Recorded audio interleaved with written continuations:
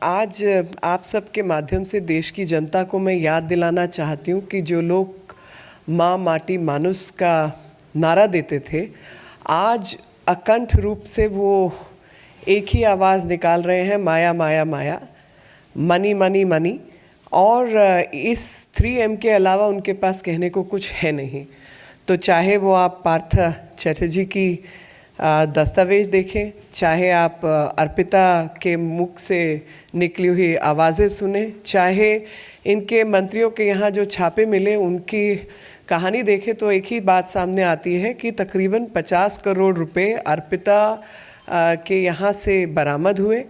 और इस 50 करोड़ के अलावा 9 किलो के आसपास सोना निकला है, अनगिनत संपत्ति के दस्तावेज निकले हैं और हर किस्म की जो गैर कानूनी संपत्ति है उससे जुड़ी हुई चीज़ें सामने आई हैं। और इसी में जो इनके मंत्री हैं पार्थ चैटर्जी की एक और पहचान में है, मोनालिसा नाम है उनका, मोनालिसा दास, जो 2014 में, आप सोचिए ज़रा, 2014 में वो भर्ती होती हैं एक यूनिवर्सिटी नजरुल, काजी नजरुल यूनिवर्सिटी आसनसोल के अंदर, और 2014 में भर्ती होने के बाद आज वो प्रोफेसर हैं और हेड ऑफ द डिपार्टमेंट है बंगाली की। उनके नाम पर 10 फ्लैट्स के कागज़ हैं और एक जगह पर 3 फ्लैट्स, डायमंड सिटी के अंदर 3 फ्लैट्स के दस्तावेज निकले, 18D, 19D, 20D, और 18, 19, 20D वाले जो संपत्ति है उसमें एक जो है वो सुपर लग्जरी अपार्टमेंट है। उस सुपर लग्जरी अपार्टमेंट में सिर्फ कुत्तों के रहने की जगह थी, ओनली पेट डॉग्स जो हैं वो उसमें रहा करते थे पार्थ चैटर्जी के। और सबसे हैरानी की बात जो है वो हैरानी की बात ये है कि जहाँ पर पैसे का अंबार, पहाड़ के पहाड़ नोटों के निकल रहे हैं, वहाँ पर ममता बनर्जी जी जैसी जो मुख्यमंत्री हैं वो एकदम चुप बैठी हैं, एकदम शांत हैं, कोई उन्होंने आवाज़ नहीं निकाली। और नारदा शारदा चिट फंड, कोयला, और आज जो है वो आपके सामने है कि यहाँ तक कि टीचर भर्ती जैसी चीज़ों में भी ये घोटाले सामने आ रहे हैं। और शिक्षक भर्ती के बाद जो इनके अमाउंट है वो अमाउंट 50 करोड़ अगर अर्पिता जैसी महिला के पास निकल सकता है, तो आप सोचिए कि हम तो यही कहेंगे कि ईडी जो है इसकी अच्छे से जांच करे। और अर्पिता के 2 बयान जो हैं वो बहुत सुनने लायक है। पहला, उन्होंने कहा कि पार्थ चैटर्जी ने उनके फ्लैट को जो है ATM बना दिया था, और दूसरा उनका बयान है जिसमें कहा है कि नीचे से ऊपर तक पैसा जाता था। अब नीचे के लोग तो समझ आ गए हैं, ऊपर वाले कौन कौन है वो समझ नहीं आया। और अर्पिता के घर के बाहर 11,000 कुछ का जो है एक कोऑपरेटिव सोसाइटी की तरफ से नोटिस है जो उनका बकाया था, वो उन्होंने जो है डेट जो है अपना वापस नहीं किया, अपनी जो इनसे मांग थी वो उन्होंने पूरी नहीं की। तो किसी ने कहा कि भाई ये ईमानदारी से बेईमानी का काम होता है कि जिसमें 50 करोड़ आपने अंदर रखे हों तो 11,000 रुपये भी आपने उसमें से निकाल के जो अपना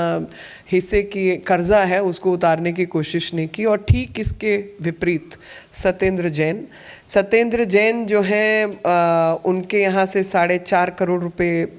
निकले और साथ में संपत्ति भी निकली। और ठीक 1 महीना अरेस्ट से पहले ईडी ने इनकी एक प्रॉपर्टी को अटैच किया था।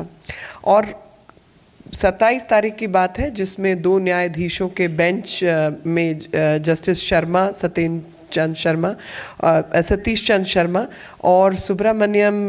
प्रसाद जी, इनकी जो खंडपीठ थी उसने जो है इस मामले को बहुत नज़दीकी से देखा। और मैं आपके सामने पढ़ना चाहती हूँ कि उन्होंने ठीक क्या कहा। उन्होंने गंभीर टिप्पणी की जिसमें उन्होंने कहा कि भारत के संविधान की अखंडता को बनाए रखने के लिए मंत्रिपरिषद की सामूहिक जिम्मेदारी है। इस बात पर मुख्यमंत्री को विचार करना है कि क्या कोई व्यक्ति जिसकी आपराधिक पृष्ठभूमि है या उन पर नैतिक पतन से जुड़े अपराधों का आरोप लगाया गया है, उन्हें नियुक्त किया जाना चाहिए और उन्हें मंत्री के रूप में बने रहने की अनुमति दी जानी चाहिए। और इस टिप्पणी को करते हुए जिस बात को उन्होंने सामने रखा वो कोई और नहीं बल्कि डॉक्टर BR अम्बेडकर जी जब संविधान लिख रहे थे उस समय उनके बयान का हवाला देते हुए उन्होंने कहा था, सुशासन केवल अच्छे लोगों के हाथ में होता है। भले ही अदालत अच्छे या बुरे के फैसले में नहीं पड़ सकती, लेकिन वह निश्चित रूप से संवैधानिक पदाधिकारियों को हमारे संविधान के लोकाचार को संरक्षित करने और बढ़ावा देने की याद दिला सकती है। ऐसी धारणा है कि मुख्यमंत्री को इस संवैधानिक सिद्धांतों से अच्छी सलाह और मार्गदर्शन मिलेगा। दिल्ली हाईकोर्ट के इस फैसले के बाद और सही मार्गदर्शन देने के बाद दोनों मुख्यमंत्री चुप क्यों हैं, ये मेरी समझ से बाहर है, और कोई एक्शन इन्होंने अभी तक क्यों नहीं लिया। और यहाँ पर मैं आपको बताना चाहती हूँ कि जब 4.5 करोड़ से ऊपर 4.81 करोड़ की संपत्ति जब्त हुई और हवाला मनी लॉन्ड्रिंग के केस में जो है सत्येंद्र जी पकड़े गए, तो उस समय पर एक ही बात मुझे दिमाग में आ रही थी, और वो ये आ रही थी कि प्रधानमंत्री जी ने सपना ज़रूर देखा था कि हवाई जहाज़ में चलने वाला जो व्यक्ति है वो हवाई चप्पल पहनकर भी जो व्यक्ति चलता है वो हवाई जहाज़ में उड़ सके। लेकिन हवाला कांड में मंत्री जो है वो संलिप्त हों, ये तो शायद देश का सपना नहीं था। और आज ये सामने आ रहा है कि हवाई चप्पल पहनने वाले से लेकर बाकी सब लोग भी जो है जो इस तरीके के कामों में लिप्त हैं, वो एक तरफ हवाई चप्पल का हवाला देते हैं लेकिन असलियत में हवाला कांड में जुड़े रहते हैं। Now I'll say all this in English. No, this is very clear. Not just this, several other documents have been found from each other's place, and quite clearly Arpita in her own statement has stated that Partha Chatterjee used her flat as an ATM. And in addition to this, she also said that this money which was here, because he happens to be the General Secretary of TMC also. So Partha Chatterjee is not just the industry minister, the present industry minister and former education minister of West Bengal, but he is also the General Secretary of TMC. And under these circumstances, the evidence which has been collected, whether it is the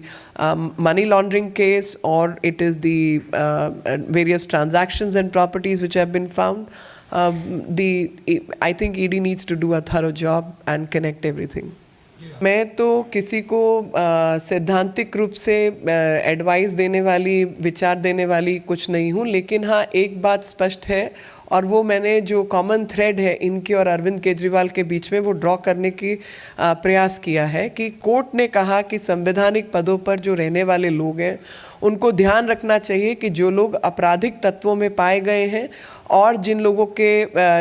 या moral turpitude यानी जो इस तरीके के अपराधों में संलिप्त लोग हैं, उन लोगों को पद देने से पहले इन सब चीज़ों का ध्यान रखना चाहिए। तो ये तो कोर्ट ने कहा, और B.R. अम्बेडकर जी के बयान को भी कोर्ट ने कोट किया कि ये शायद मुख्यमंत्रियों को सही रास्ता दिखाने का और मौलिकता सिखाने का काम करेगा कि जब कुछ ही अच्छे व्यक्तियों के हाथ में जो है सुशासन होता है, और जब वो सुशासन की बागडोर अपने हाथ में नहीं, इनडायरेक्टली कोर्ट ने यही कहा कि अगर सुशासन की बागडोर अपने हाथ में रखनी है तो जो भी इस तरीके की चीज़ें उनको ख़त्म करना भी उनका काम है, क्योंकि मंत्रिपरिषद की एक कलेक्टिव रिस्पॉन्सिबिलिटी होती है, सबकी जिम्मेवारी रहती है। जो लोग पूरे देश की जनता के सामने उन्होंने ये बयान दिया, और पूरी देश की जनता खास तौर पे जो वनवासी प्रदेश और जनजातीय समूह के लोग हैं, आपको उनसे माफ़ी मांगनी होगी। और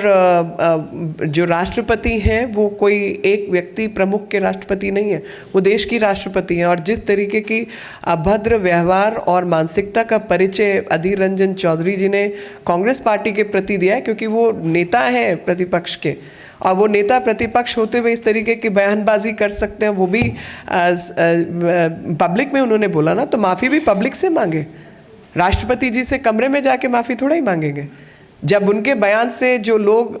हताहत हुए हैं उन सबसे माफ़ी मांगे, और वो जनजातीय समूह और वनवासी समूह के लोग हैं, उन सबसे माफ़ी मांगनी चाहिए।